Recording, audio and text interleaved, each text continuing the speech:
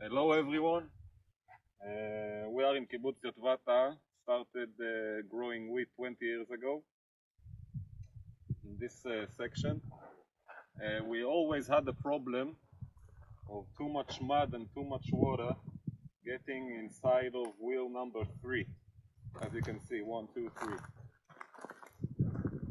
2 months ago, replaced the tires with this type of tire.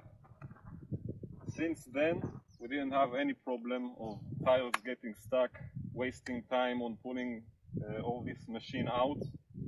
And before that, we had to close 3 or 4 sprinkles on both sides, so all of this section will be dry and just wasting all of this land on growing nothing.